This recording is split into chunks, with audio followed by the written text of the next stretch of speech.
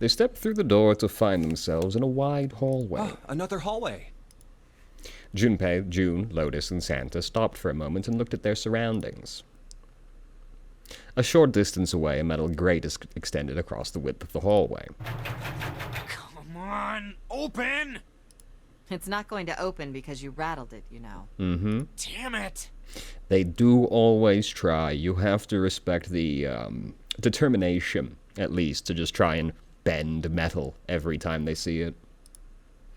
They took hold and shook, but it refused to move. Look over here! Nearby was a pair of elevators. Elevators. And the buttons? Of course they don't work. The power must be out here too, just like by the staircase. That leaves this door. What a sad-looking door handle. This is that a weird thing to say. The handle just going straight down like that. It's just, it looks so flaccid, you know? Well, looks like we don't have any choice. Yeah. Sure does. Well then, let's open it. All right, here I go. Junpei grabbed hold of the knob and gently pushed the door open. The flaccid knob, in fact. Flaccid's such a good word. That's the word that it sounds exactly like what it means. You know? Sorry. Anyway. He entered, slowly, turning to take in as much of his surroundings as he could. The others followed shortly. Oh. So it's a kitchen. Santa did not look pleased. What were you expecting? Isn't it obvious? The exit? I was hoping this would be the way out of here. Well, that's just naive at best, isn't it? You really think it'd be that easy? Real. Yeah, I know. Still. As they talked, Lotus headed deeper into the room. Until, at last, she stood in front of a door. If we can just get through this door, we should come out on the other side of that grate we saw earlier. Wait, you didn't play any of this, but don't we need a key for that? All you did was go, that's not the line. No good. But that's not what you said at all again. Sorry, I guess that wasn't very constructive. Neither Junpei nor Lotus looked terribly happy. Why were those two lines so different to the text? Anyway, let's take a look. That was better. Junpei dug the ship map from his pocket and spread it out in front of him. As he did. Hey! What's that? It's a map, you know. The things you use for directions. Huh? Oh yeah, I guess I forgot to tell you. I found this a little while ago. It's a map of the B deck. Before Junpei could finish, Lotus snatched the map away from him. Let me see that. She ran her fingers across it, muttering to herself. I knew it.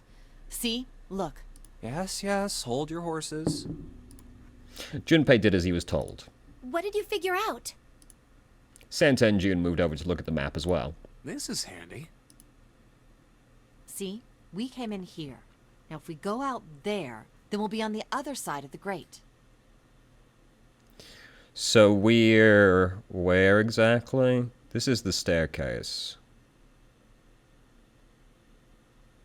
Where are we exactly? Is this the grate? I have such a poor No, this must... because this looks like two elevators. This must be where we are right now then, yeah? I have such a poor grasp of the layout of this ship. With her finger, Lotus traced a path on the map. How Okay. about that? She's right. We can get out through there. There we go. Here, you can have it back. So where did we go through here?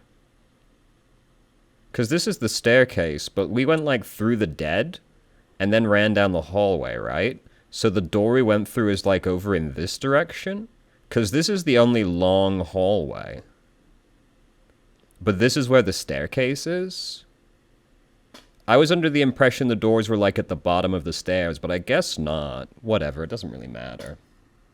Satisfied that she had been correct, Lotus folded the map and handed it back to Junpei. Thanks. He took it and slid the valuable piece of paper back into his pocket. There's a card reader on the right side of the door. And that means the key card is somewhere in here, right? That seems the most likely. All right, we know what we need to do then. Let's get moving. First off, I say we split up and look for clues. Okay. Alrighty. Puzzle time. Maybe we'll get to hear a fun anecdote that will expand on the morphogenetic field. I do like how everybody in the game seemingly just has all of these, like, really obscure pieces of trivia just locked and loaded, ready to go at a moment's notice, you know? A voucher. It says appetizer 9, meat dish 10, soup A, seafood dish F. Gotcha. Those 9 plates look pretty expensive.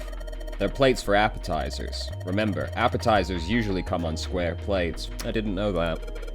Okay, well, excuse me, princess.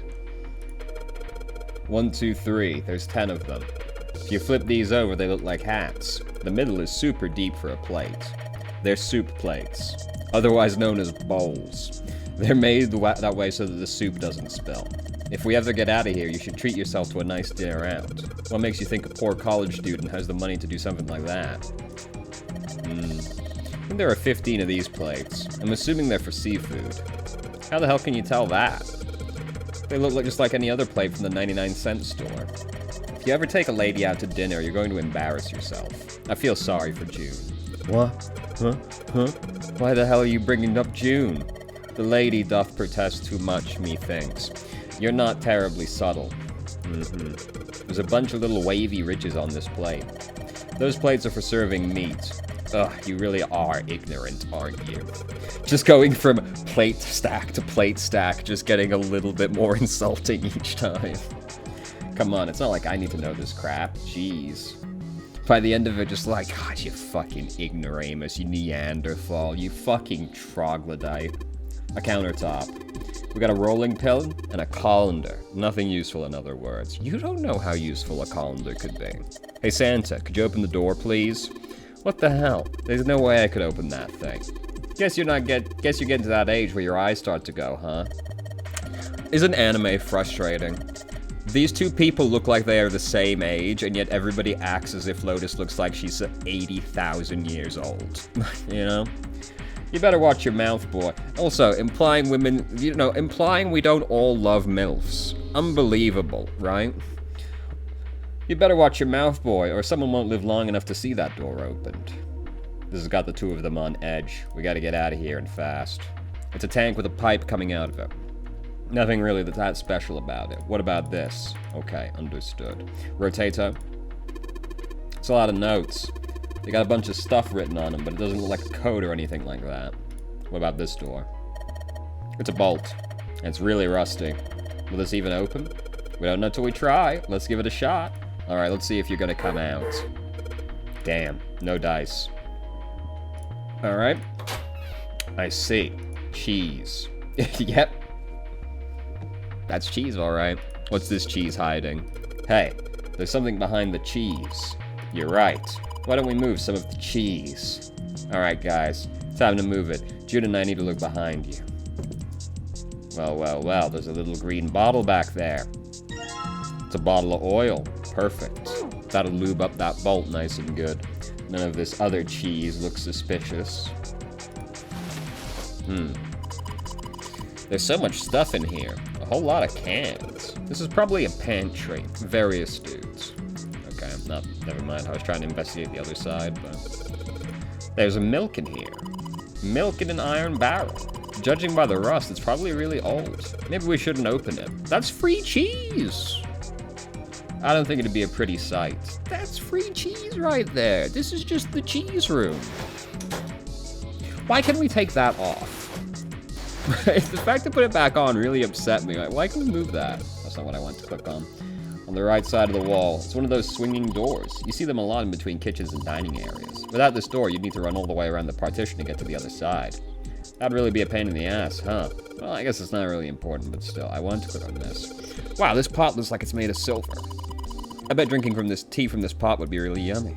Spending a day off of June, drinking tea. Could such a day ever happen for me? Jumping? Oh, nothing. We don't really need hot water, so we should be moving on. What's on the other side? Okay. Never mind. I want to use the oil here. It's bolted rusted in place, it won't budge. Of course, maybe if I put some oil on it. Hey, just a little bit of oil and come on, you little son of a bitch. Whoa. Huh, yes, got you, you little bastard. Damn, he's really angry about this bolt. You did it, Junpei. You're so smart. As Junpei walked into the room, a blast of cold air washed over him. Almost instinctively, he folded his arms tight across his chest, doing what he could to conserve body heat. It's cold in here. It's called a fridge. What is this place? It's called a fridge, or a freezer, you know. Are you blind? It's a freezer. Santa's teeth had already begun to chatter. Hardly surprising. The freezer was far too cold for someone dressed as he was, the little slut that he is. Lotus, however, was in an even worse situation. Oh, no way. That's way too cold for me. I'll freeze solid in seconds. Her nipples must be like diamonds right now. Sorry, but I'm afraid I'll have to pass on this one. I'm going to leave the rest to you. And with that, she ran out of the room. As Lotus, honestly, that was a startlingly normal reaction to the situation. I was expecting them to not really comment on the way they were dressed, so that was pleasantly surprising. As Lotus left, June came in. Oh, whoa. It's really cold in here. White puffs of steam hovered in front of their faces as they talked. June had already started to shiver. Hey, you don't need to be in here. You had a fever just a little bit ago. You should stay outside. No, I'm fine. My fever's gone now. But Junpei had scarcely opened his mouth. Huh? That's not good. When the thunderous sound of metal upon metal rang out from behind them. In unison, they spun around to find the door they had only recently come through was closed. Junpei rushed to the door. no! Why did it suddenly close? Desperately, he grabbed hold of the doorknob. Ah! It was cold, beyond cold. Merely touching it was The knob's painful. frozen. But why? Just like smack your elbow against the ice, dog. Like, it can't be that. It doesn't look that solid. Just like crack it. They quickly deduced the pipe next to the door had Looks ruptured. like the pipe next to it broke, and Water released by the rupture hit the door and frozen instantly. Santa shoved Junpei aside and pounded against the door. Hey, Lotus! You're out there, right? Open the door! Why would she have any more luck? It's frozen on this side. She wasted no time in responding. What do you want? What's going on? The door won't open! Try opening it from that side, please! Oh, fine. You can see it's frozen on this side. Just like pick something up, like a frozen piece of meat will probably do the job, and just fucking crack the ice, dog. It is not that dire. You say so. Hold on. Soon they could hear Lotus on the other side of the door. You don't really sound like you're putting your back into it right there. Then the grunting ceased and they could hear light panting as if from exertion. Oh, it's so hard. Oh, I just can't do it. Yeah, I'm really buying it. It's no use. It won't budge. You've got more people in there. You figure it out. Oh. God damn it. Santa was shaking like a newborn deer. June was hugging herself and was shivering violently. Even Junpei, with the heaviest clothes of any of them, was clearly feeling the cold. With every buff they took, they could feel the cold working its way deeper and deeper into their bodies. anyway, let's find a way out. If we don't get moving, we're gonna be permanent residents. Two heads are better than none. I'm sure we'll figure something out. Yeah, you're right. Let's just take a good look around this room, okay? Right. They pushed in close to one another and began to search. It just genuinely doesn't look that dire to me. Like, there's no way there's ice, like, in the lock from this position, right? Like, just, like, crack the ice on the door frame. Like, just elbow it. Like, it's not gonna be fun, but, like, it just doesn't look that bad, dog. Whatever. Okay. Okay. Dry ice. Delightful. Junpei picked up the dry ice with his sleeve as so as to avoid burning himself. Dry ice is just frozen carbon dioxide, right? Yeah? Yeah, it is. I wonder how warm it has to get for it to turn back into gas again. Hell if I know. How is that gonna help us anyway? Oh, well, I figured we might be able to use it to get out of here. They were about to move when June spoke up. Carbon dioxide sublimation point is negative 109 degrees. There's no way you just busted that out of your ass. The word sublimation and 109 degrees specifically. Minus 109 degrees. This is worse than the time you busted out saponification like it was nothing. Any warmer than that, and it'll turn into gas. Any lower, and it becomes a solid. Junpei looked at her, dumbfounded. Oh, how do you know that? Despite my looks, I am the the queen of random knowledge. Yeah, saponification, you know. Looks bad to mess up when you're showing off. Yeah, so true, Queen. Oh, you're so cold your mouth's going numb? Yeah, that's right. You're just doing that on purpose, aren't you? June giggled and did her best to hide her guilt. At least she was feeling good enough to joke around, Junpei told himself. Come on, guys. Don't you think that's kind of weird? I wonder why it doesn't turn into a liquid first. Santa was now shivering at an astounding rate, but his curiosity seemed unaffected. Would you please tell us an anecdote as we freeze to death? Maybe then we could share an anecdote about EDT, if you're curious. Junpei. Well, it did seem rather odd. It is kind of weird. June answered. But it can turn into a liquid. Carbon dioxide turns to liquid if you put it under high enough pressure. But at 1 atmosphere, normal air pressure... It won't turn into a liquid, right? That's right. Instead of melting, it'll do what's called sublimating and change immediately from a solid state to a gaseous one. See, that is weird. Water's a liquid between 32 degrees and 212 degrees. Brother, there's no shot. Come on. You're the stupidest person we've met so far, and you know those two numbers offhand? So why isn't that the case for carbon dioxide? You couldn't even remember why we had returned to the main room, despite just talking about why we were going to the main room. June replied with an answer that stunned both of them. There's a kind of ice that doesn't turn into liquid when it goes above 32 degrees. Well, this seems like it's probably going to be pretty relevant to that story you were telling us a bit ago about, you know, the lady that turned into ice. Huh? I heard about it. Its melting point is 96 degrees. Ice with a melting point of 96 degrees? You mean there's water that freezes at 96 degrees? Yeah, well, you could also look at it as ice that won't melt until it's 96 degrees. Semantics are fun, yes. Water that freezes at 96 degrees. Ice that won't melt until it's 96 degrees. Junpei was cold as hell, but this was too interesting to ignore. He did his best to warm up his body by rubbing his arms and stamping his feet, then put the question to June. So what's this ice with a melting point of 96 degrees called? I heard it's called Ice 9.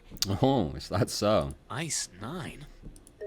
Originally, Ice 9 was a made-up substance invented by a science fiction author. But recently, scientists have discovered that such a substance actually exists. Wait, hold up. It's very interesting to me that you told us the anecdote about the mummy and being frozen, and yet you haven't, like, connected these two stories in your head. So is this thing called Ice 9, or is it water?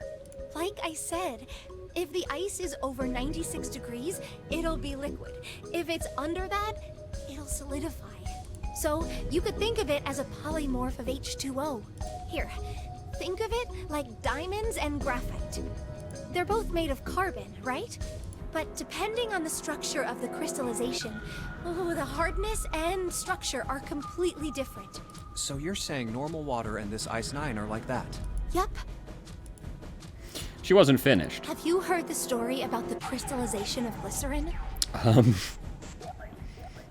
No, I could tell you about the EDT crystals, though. For 150 years after the discovery of glycerin, people cooled it, warmed it. They did all sorts of things to it. But whatever they did, it never crystallized. However, one day in 1920, some glycerin on its way to England by ship was discovered to have crystallized during the trip. Is this gonna be like the EDT story? Does glycerin just start doing that after this point? Scientists around the world wanted to research this new crystallized form of glycerin and asked for seeds. Oh, a seed is a sample of the original crystallized substance. With a seed crystal, further crystallization of glycerin would be easy. However, something very strange happened. Not only did the glycerin encouraged by seed crystals begin to crystallize, even the samples nearby did, even though they were tightly sealed. Yeah, here we go. It's coming back together. So this particular part is so important that there are two anecdotes that are very similar on different branches to make sure you get it. And it didn't end there. After that day, it doesn't matter where in the world it is. All glycerin crystallizes naturally when cooled to less than 64 degrees. Before that day, no matter how glycerin was cooled, it refused to crystallize. But once the crystallization had begun, it was almost like... how do I put it? It was almost like all the glycerin in the world was communicating. Communicating in some way that we can't sense. And now it's happening everywhere. Yet more. Now the fourth story that's like this. It's just so that's, man. Glycerin and EDT. We just got the same story in two forms. It's that fucking important. Junpei was honestly impressed. Kind of annoyed. What a weird thing. What a weird response. It was, in fact, a pretty interesting story. Wow, that's pretty interesting. But, what does that have to do with Ice 9? To his surprise, it was Santa, not June, who answered. What she's saying is that it's a lot like Ice 9. What happened, I mean? A lot like? Oh, that would be bad. If water everywhere started freezing at 96 degrees, man. It'd be the end of the world. Junpei felt that Santa might... Oh, fuck. That was a bit of a freak out. Junpei felt that Santa might not be treating the idea of the end of the world with proper concern. At any rate, we're not gonna have to worry about the end of the world unless we can get out of here pretty damn quick. He was right. Junpei shivered. Alright, guys. I think that's enough of that. I didn't think we'd get quite this far off topic. I mean, I know I'm kinda at fault here, but we can't be screwing around anymore. Hold on, I haven't told you about the EDT yet. So seriously, I might go by the name Santa right now, but I didn't grow up in Iceland. I freaking hate the cold. Iceland is also not where Santa is from, but... So let's get cracking, alright? We gotta find a way out of here. Santa stomped off, clearly doing his best to pretend the cold wasn't affecting him. Selfish, isn't he? What bit of a weird thing to say there. He's currently freezing to death. Still, Santa was right, and it was high time they got back to their search. Ice 9 is interesting and all, but we can discuss it more once we get out of this freezer. Junpei looked at June, nodded, and resumed his search of the room. There's some frozen meat up there. Looks like pork. Huh? What's this? It looks like a tag or something? Chunk of pork. Search. Jumpy, is there a slip of paper in that meat? I think there's something written on here, but I can't read it like this. If we try and pull it out, it'll probably rip. We'll need to defrost it then. Don't think we're going to be doing that in this room. What about this hatch? Okay.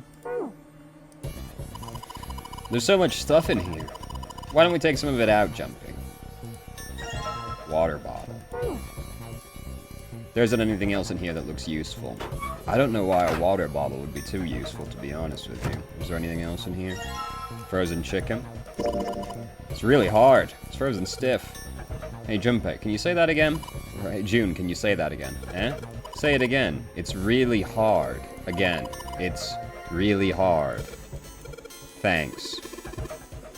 Something wrong, Junpei? Your face is bright red. Nothing, I'm fine. If it's that hard, you can probably use it as a hammer. Yeah, good point. Maybe we can use it to break something. That's such a simple solution. Is that really it? Also, man, Junpei, now is like not the time. Hey Junpei, didn't you find some dry ice earlier? Yeah. There's some warm water coming out of that pipe. Real?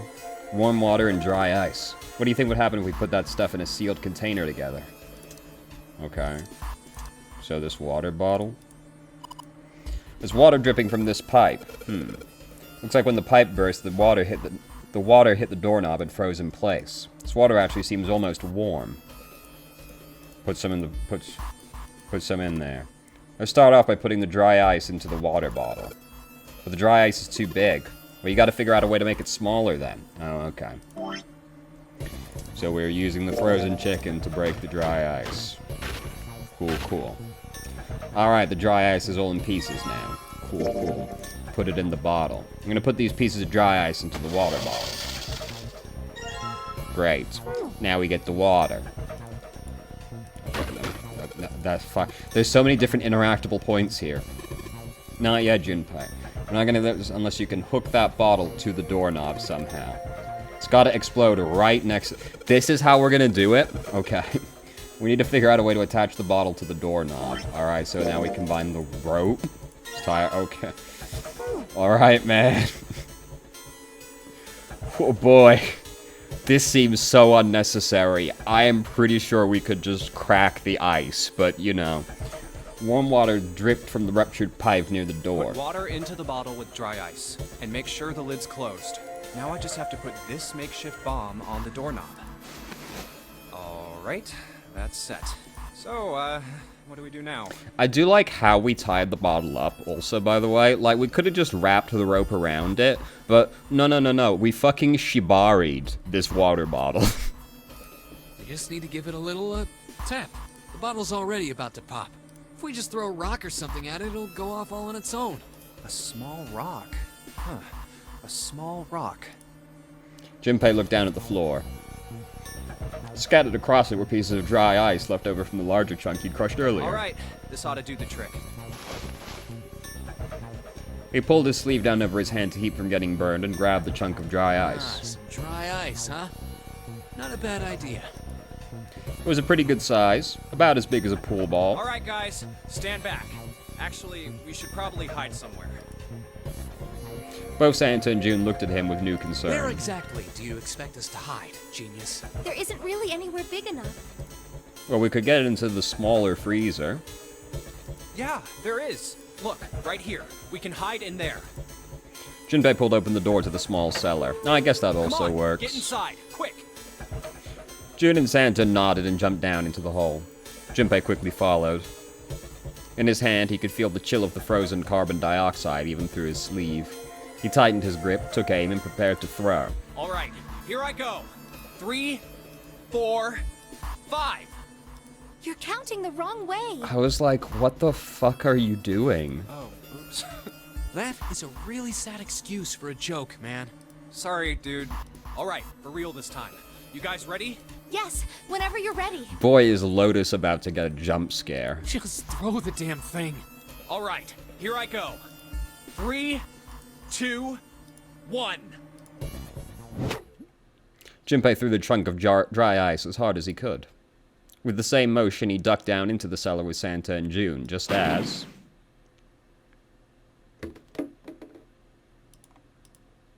Junpei leapt up out of the cellar and ran to the door. Jumpy! The ice on the door! Is it gone? Yeah, it's gone. We definitely could have just broken the ice off. The blast must have shattered it. Yes! Alright, let's see if it opens. Junpei grabbed the knob and pushed with all his might. The door gave way easily, and all three of them tumbled out of the freezer at once. Hooray! We're out! June, relieved, collapsed onto the floor. Move! Santa shoved past June and ran straight to the grill, which he immediately grabbed. Oh, god damn it! Hot, hot, hot, hot, hot, hot, hot! Fuck! You stupid fucking idiot. He proceeded to kick the grill in a futile but amusing fit of rage. Well, you did just grab the grill. What did you think would happen? Hey, where's Lotus? It took Junpei only a moment to find her. She was sitting on the counter, idly scratching her chest. Welcome back. I was starting to get tired of waiting for you guys. So you were doing nothing in the meantime? With a great yawn, Lotus lowered herself off the counter. Junpei clenched his teeth and walked toward her. What were you doing? What do you mean, what was I doing? I was waiting. We were gonna die! Oh, yeah? But you didn't. So everything worked out all right, didn't it? What the hell? Just kidding. It might not look like it, but I was really worried. Oh, don't give me that crap! I'm telling the truth. I mean, if you died, then I'd be in trouble too. If you died, then I'd be stuck here, and I'd die too. See? I did all I could. I even looked around to see if there was anything I could use to pry open the door. But I couldn't find anything. So, all I could do was wait. I mean, what else did you want me to do? Call the cops? It was true there wasn't much she could have done, but something about her tone. Junpei gritted his teeth. Fine. But there's one thing I have to ask you. What's that? You didn't close the door, did you? What? You think I closed the door on you? Why would I do something like that? It closed on its own. I told you before, if you die, then I die too. There does seem to be no reason for her to do that, other than, like, pure malice. Yeah, I guess so. It seemed that an accident was the only explanation for the door's closure. If she really wanted to kill us, all she had to do was bar the door from the outside. But she didn't. Well, she didn't do anything. She's only lazy, or negligent at least. Not an attempted murderer. It is also like, the fucking pipe ruptured, dude. Like, how was she gonna be responsible for that part? Junpei swallowed his anger and did his best to apologize. Well, I'm sorry. I'm sorry I doubted you. Oh, yes, well that's all right. As long as you understand.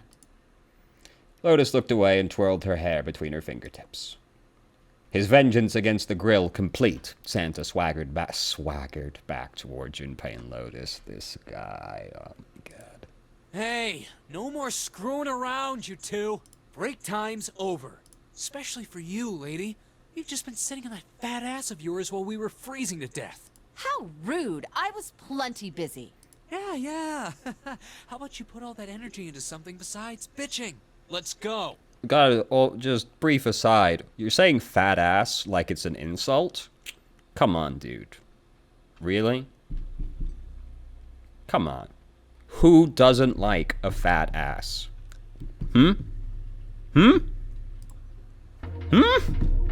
Anyway, is this chicken frozen? So frozen. Has it thawed, not frozen? What's that? It looks like a piece of paper. Okay, we gotta take it to the grill first. I guess that makes sense. I was just like, hey, maybe we can like skip a step here. Is this the grill? This is the grill. Guess I'll put this meat on the grill. Hey, what are you doing? I'm grilling? What does it look like? What are you going to do if the paper burns? Come on, it'll be fine. I mean, it's not like it's gonna burn right away, right? We just gotta keep an eye on it and the paper will be fine. It's really not like, you know, like as long as it doesn't touch the fucking fire, it's gonna be pretty alright. They can argue all they want. I'm gonna keep an eye on this pork. Cool, looks like it's about time. I'm gonna try taking the paper out. Jumpy, be careful. Sweet of her to care, but I know what I'm. Ouch. See? I told you. Hey, what the hell are you doing? Hurry up and take the paper out. It's not coming out. This thing's frozen stiff. I can't get it out. So what are we... So we're gonna have to cut the meat? Yeah, it looks that way. Okay. We're not collecting the meat. We're just gonna go look for the knife. Gotcha. It's a countertop. There's a rolling pin and a colander. Okay. Maybe this table is for preparing food. There are plates everywhere. Not seeing anything to cut with around here. So what's going on with this? There's no way we can solve this without the piece of paper, right? It's only a partition, there's nothing worth noting. It's a pot on top of the stove. If there are some ingredients here, I could cook something up for us. Lotus, you can actually cook? Who the hell do you think I am? You better believe I know how to boil hot water and put in my instant noodles. And then I can boil eggs too. Well, that's more than I can do, to be fair. There's some bottles of seasoning. Well, we got, here's a pot and a frying pan. Oh, and a pressure cooker. I guess we could use some of those as weapons. What kind of an idiot are you? You're gonna run around holding that thing while you're looking for the dead? It's not, they're not that big. It's just a joke, why so serious? Like, you can absolutely carry a fucking frying pan while you're looking for the dead, dude. It's okay, man.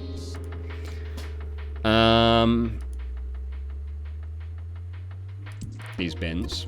Damn, there's nothing in here. Hey Santa, digging through trash really suits you. What the hell did you say? Listen, lady, I did you a favor. I knew you'd just piss and moan it, so I did it for you. Oh my, I don't recall asking you to do anything. Nah, I oughta throttle you. Squeeze me. Does it feel colder in here? What about this one? There's nothing inside it. Better than being full of rotten food. Alright, great, good talk. Not really seeing anything to cut this meat with right here. In this drawer? I wonder what this drawer is. See the metal top grate on top of the grill? They make it like that so that the fat and juices can drip off the meat while it cooks. Cool, cool. So there's an area under the plate opens up.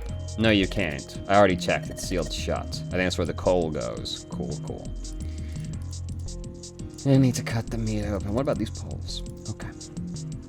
This door? This is the door we came through. Okay. Yeah. Is there something in here? Cans.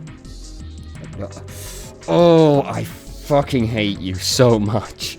Oh, I hate pixel hunting. Jesus Christ. There's a knife. Fantastic. A rusty knife? I don't think we'll be able to use it while it's like this. The knife seemed important, Jinpei thought, but it wasn't going to be much use the way it was. It's futile. Futile? You know, a waste, useless, pointless. Oh. Any particular reason you wanted to bring that up? That did seem a little out of nowhere. Oh, no reason really. I was just thinking about futility. Oh. Well. Okay. Huh? Yeah. She wasn't making much sense. Jinpei tried rephrasing his question. Why were you thinking about futility? Alas, she answered. Well, it has something to do with the Titanic. Okay. The Titanic? Yep. Have you ever heard the story that the sinking of the Titanic was predicted? No, I haven't. No, I haven't. What is it?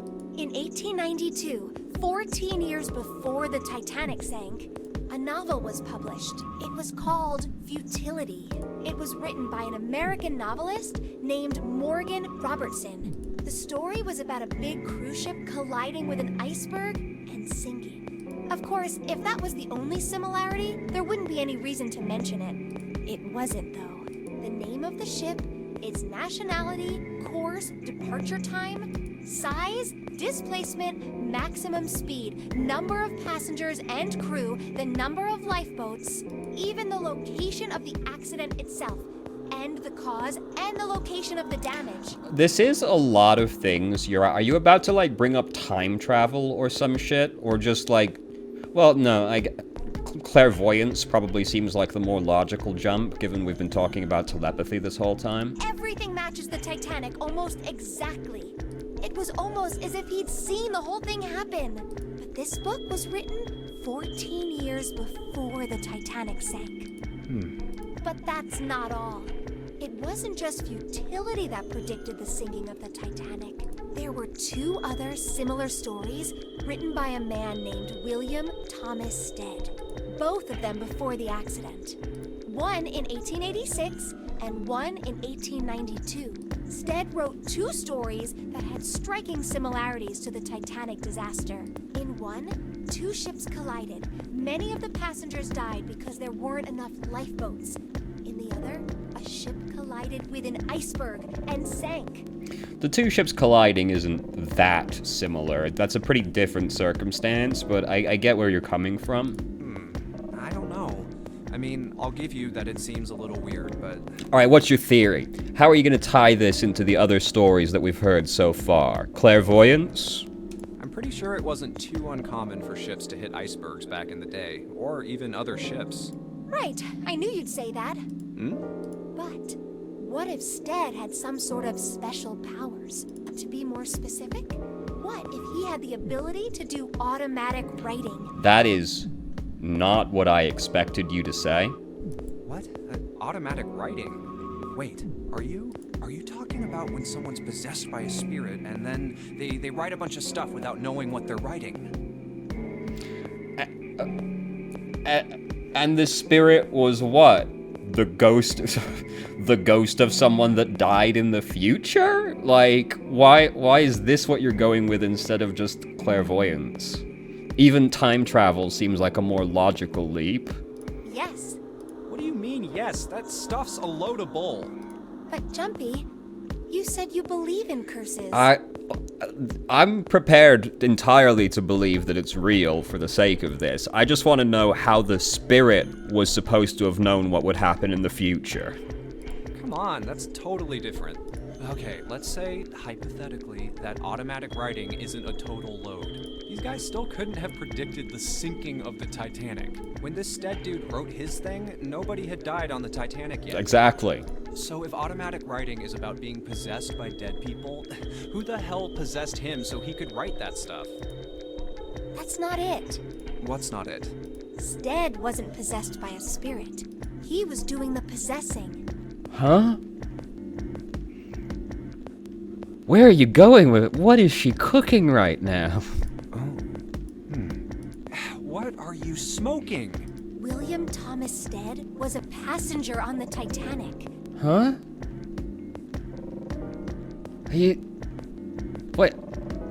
Are you saying he was possessing himself in the past? He just wrote down what he saw with his own eyes 20 years before it happened.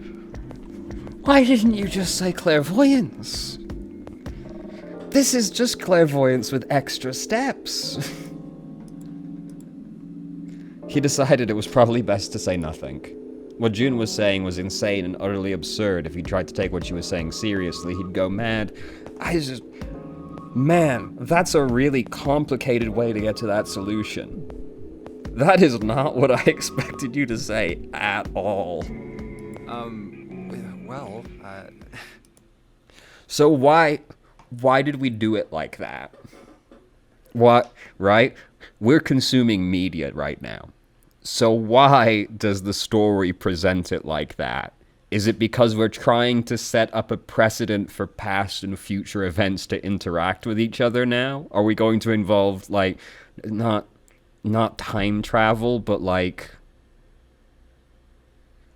conveying information through time now as well? Because so we've got a lot of stories about transmitting information, and now we have one about transmitting information backwards in time, or peering into the future, or, you know, like some weird bullshit. So are these going to just intersect now? What are we doing here? I just want to know what all of these stories have to do with each other. Well, why don't we talk about this some other time, okay? Huh? But... No, let her cook. Let her cook. Her voice trailed off and she glanced at the floor, troubled. Let her cook. She pulled out some shit I did not see coming. I want to see where she goes with this. Come on, let's get back to it. No, let her cook. Junpei tapped June gently on the shoulder and awkwardly reached for her to pick up the knife from the box. No, let her cook. Who knows what she was gonna say next? Unfortunate. So we're not gonna be able to cut with this, right? We gotta cut the meat open. I should be able to use this knife to cut it. It's not working. The knife's too dull. That's probably because it's all rusty. If we had something you could sharpen the knife with. What do we sharpen the knife with? There is not much in here. Junpei, where do you think you're going? I was just thinking I'd check see if we missed anything in the freezer. Or would we have missed anything? We searched the whole damn place. Alright, so we don't need to go back in there. Cool. Do we... silver? Can we use silver? Does that work? Okay. I don't know what we're supposed to sharpen this knife with, so, you know, I was just kind of hopeful there. Sharpen it on the cheese. This is Gouda cheese, the most famous Dutch cheese. If you don't cut it open, cut open the casing, it usually won't go bad. So you can store it at room temperature for quite a while. So we can eat this? Most likely. I'm not hungry at all. I guess it's hard to get hungry in a situation like this. I also am not hungry for a slab of cheese, but, you know.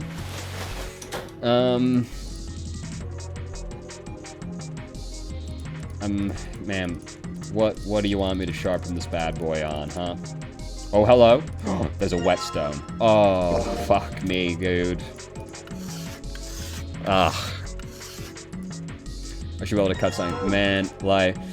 Ooh, this just didn't look like anything. It's so far to the bottom and looks empty, so I just didn't realize that was anything. Alright, now that I've sharpened the knife, I can cut the pork. Awesome, Junpei. Now we can cut the paper out. C plus 10 plus F. Alright. Go back over to the thing. The voucher at the end of the table. The voucher doesn't match the number of plates. It says appetizer 9, meat dish 10, soup A. So, hold on. Wait, oh, I could have read it right there. And the plates on the table are 9 appetizer, 16 meat, 10 soup, 15 seafood. Maybe they're using hexadecimal here. And hexadecimal is... It's a number system that goes 8, 9, A, B, C, D, E, F, 10, 11. You're familiar with base 10, right? That's the normal system of numbers. The base 10 equivalent for hexadecimal numbers would go like this. C equals 12. Okay, so it's 10... Or C, so it's 12 plus 10 plus F. So 12 plus 10 plus 15.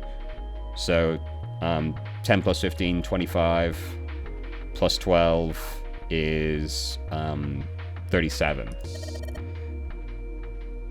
10 equals 6. Oh, wait, and 10 equals 16. So is this also 16 and not 10?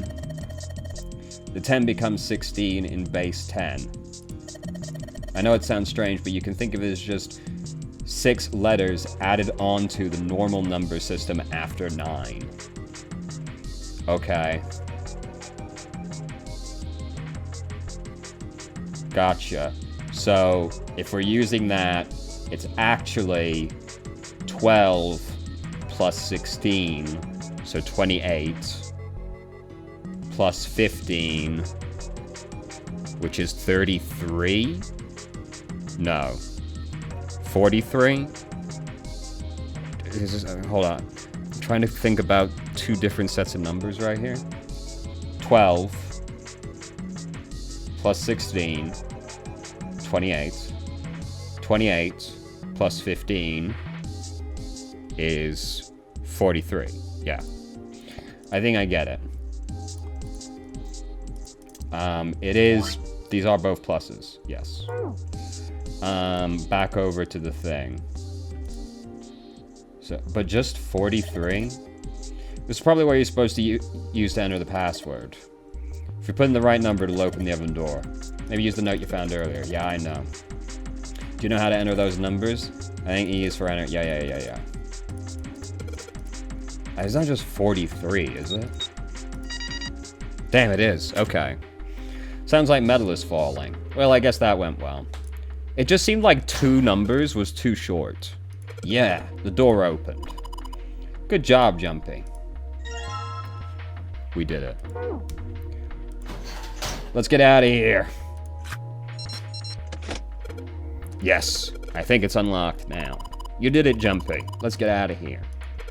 Yes, let's go. So the timeline should reconverge in the near future now. I think we've been here before. Well, yeah, we were just trying to get to the other side of this grate. Beyond it were 2 elevators and the entrance to the kitchen. The elevators are over there, so that means... We went into the kitchen through that door and came out on this side. We already knew that's what we were doing because we looked at the map. That means the map was right. Looks like. Okay, I guess that's true. It does confirm my map is correct. Then let's use it to plan our next move. Next move? Yeah, we need to decide where to go from here, don't we? He's right. Let's get started. From the looks of it, there are 4 possible routes. Let's just keep it simple and call them A, B, C, and D. First, A and B. Well, those They both seem converge. to connect to a room that looks L-shaped. Yeah, there were 2 doors. But they were both locked. We couldn't open them. That's the casino, right? Now, Route C. This goes all the way to the main staircase. That means it's door 5, one of the numbered doors. Then do you think we would meet up with the other 4 after this hallway? No, I don't think we will. Why not? Look, there by the stairs. See how the gate is opened? When we went into the kitchen, it was closed, but it's open now. What do you They opened it. Most likely. And if we take Route C, we're going backwards. That would be pointless. Then that means... All 4 looked at the map. I don't feel like we really needed to consult the map to figure this out. There was kind of just only one way to go. They all looked at the staircase, its lazy curve leading down deeper into the ship. Route D then. D it is. Yup, Route D. Then we're set. Dick route it is. They jogged down the stairs until they reached the C deck. Everything looks okay here. Let's check the next deck just to be sure. Yeah, just like I thought. D-deck is totally underwater. The dick is wet. Just like the bottom of the central staircase. The water gazed back at them, its smooth surface like a great mirror. At least the water level hasn't really changed. Small comfort. May as well head back to C-Deck. What else is here? There are 2 elevators over there at the top of the stairs, just like the floor above. Hold on, these are kind of different. See? There's a card reader on the side. Another strange mark. Hey, look! It's Lotus's symbol. No shot you're gonna make the same joke in front of her. Huh? See? It's the woman symbol with horns on it. I can't believe you made the same joke in front of her. That seems like... Oh, ouch, ouch, ouch, ouch, ouch, ouch. What the fuck did you expect to happen? You fucking idiot. What is wrong with you? Lotus had taken hold of Junpei's hair. She began to shake him violently, and he thought he heard a low growl coming from her throat. What was that about the mark again? Nothing. Such violence. Junpei began to wonder if she was not the devil itself. With an uncomfortable smile, June spoke up. This is a Mercury symbol. The horns symbolize the Moving wings on. Hermes' staff. Hermes herpes, whatever. What the fuck? Okay. Man, this group is so much worse than when we went through here with Snake and Seven, dude. Goddamn. If we can't get this thing to work, these elevators aren't going anywhere.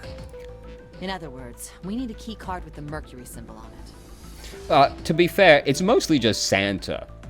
June and Lotus are, like, fine, actually. Santa, however, is bringing the whole vibe of this group down several notches. Probably. I guess we can't get on then. Let's just disregard the elevators for now. How about this hallway on the left? Whoa, there's so many doors. They weren't sure how many, but certainly enough to be discouraging. Damn it. If we try and search all these, the sun's gonna go down before we've done half of them. It's already night. I think the sun already set. Ah, got him. I have a feeling this ship is the only thing that's going to be going down anytime soon. That's even worse. Well, we can come back to this hallway later. Let's check the hallway on the other side, shall we? Time to head back to the stairs. To the right was a small Now hallway. the right hallway. Quickly, they headed into it. It was approximately the same size as the alcove in front of the stairs. A hallway led toward the stair, and then were a set of double doors. There are doors here too. Well, I guess it's just 4 this time. Let's open them. All right, let's start with this one. Junpei nodded and grabbed the one closest to him. He gave it a small tug and felt it move. It isn't locked. I'm going to open it. Thrilled to have found an unlocked door, he threw it open. So this should become the same pretty quickly here. Junpei didn't know what to make of what he saw. What?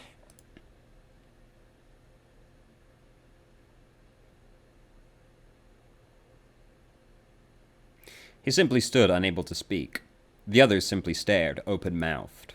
After a few long moments, Santa managed to speak. What the hell is this? This place is huge. A massive room stretched out in front of them, more a cavern than a room. Its vastness was oppressive, and it bore down on the four companions. It was not empty, however. The entire room was filled with lines upon lines of beds. Oh, there are beds everywhere. They were simple things, little more than pipe and thin mattresses. Is this a hospital? He had at last been able to put a name to the harsh scent that pervaded the room. It definitely has the smell. Could be. I see medicine cabinets and surgical tools. Hey, look there. The 4 doors at the end.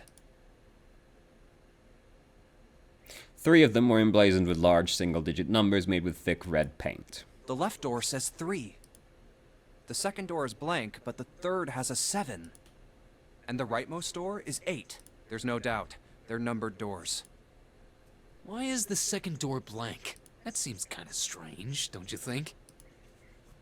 No point worrying about it right now. Let's see if these will open first. Yes, that sounds like a good plan. Junpei headed toward the doors, weaving his way between the beds. He started with door 3 on the left and moved to the right until he reached door 8.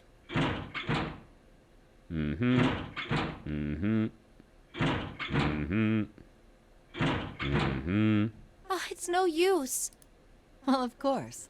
If it was that easy to open these doors, what would be the point of the notary game? We have to activate the red, or the numbered doors won't... Wait a minute. What's wrong? Look, the display on the red. There's nothing on it. Huh? Don't you remember? The red at the central staircase? If no one was inside, it said vacant. Oh yeah, you're right. But this one, There's nothing on it. right? I wonder if it's broken. Only one way to find out. It's not responding. All 4 took turns placing their hands over the red, but it refused to respond. They pulled the lever, and still it did nothing. As they soon discovered, it wasn't only the red for door 8 that was behaving strangely. How about the red on door 7? And door 3? None of them are working. What does it mean? I knew it. They're broken. Zero sure sucks at maintenance. No, that's impossible. You really think Zero, who prepared all of this, would make such a stupid, simple mistake? Maybe, but that doesn't explain why this thing ain't working. It was at that moment they heard a voice from behind them. I believe the bottom of the device has been removed. They spun around to see. So how Snake! do you know that? But it was more than just Snake. Ace! Clover! 7! Although they were glad to see one another, it wasn't terribly surprising they had. It had been the other party who'd opened the gate in front of the kitchen. It wasn't unreasonable that they'd bump into one another eventually. The rest of Snake's team, however, did look rather surprised. How did you guys... How did you end up here? That's my line? Perhaps we should exchange information. Is this where it reconvenes? After a moment of silence and surprise, everyone suddenly began to talk, desperate to exchange information. They talked about the rooms they'd been through and how they'd ended up in the same place. Of course, none of that was useful. They were simply happy to see another again. Almost as if they'd forgotten about the death of the 9-man. No, what? No, thought Junpei, perhaps that wasn't it. Drove them to smile at one another. Not anymore. Okay, this looks like it's reconvening now. Still alive, happy to be alive. There you have it. Our half of the story. Just go a little bit in, but it seems like that's probably where it reconvenes. For a moment, Junpei was silent in thought. Then he spoke. Okay, let me see if I got all this straight. When you guys got here, the bases for the Reds were already gone. And you looked all over this room, but you couldn't find anything. So you figured that there might be something in the hallway with all the doors. So you went and had a look? Yeah. And while you were looking around, you heard voices. Uh-huh. So you followed the voices and came back here. Indeed. And that was how we found you. Why don't we check those 3 reds again, just in case? You're right. Huh. There's a long, thin gap on the bottom. I think it's a slot for something. Probably electronic. Well, this isn't good. If the red is inactive, we can't keep going. Well, what about that hallway over there? Isn't there anywhere else we can go? No, there isn't. There are plenty more hospital rooms, but nothing else. Hospital rooms. That's what's behind all those doors? Yes. There are a number of individual rooms in addition to this large one. There was a door at the end of the hallway, but it was locked. There was an astrological symbol engraved near the keyhole, however. I was able to get a good feel of it. I believe it was the symbol of Jupiter. Not again. Those goddamn things are everywhere. I wonder what they all mean. For a moment, everyone was silent, deep in thought. While we're asking what things mean, what's the deal with this room? I mean, I thought this was a cruise ship, but I can't imagine a cruise ship would have a hospital like this. Of all people, it was Seven who answered.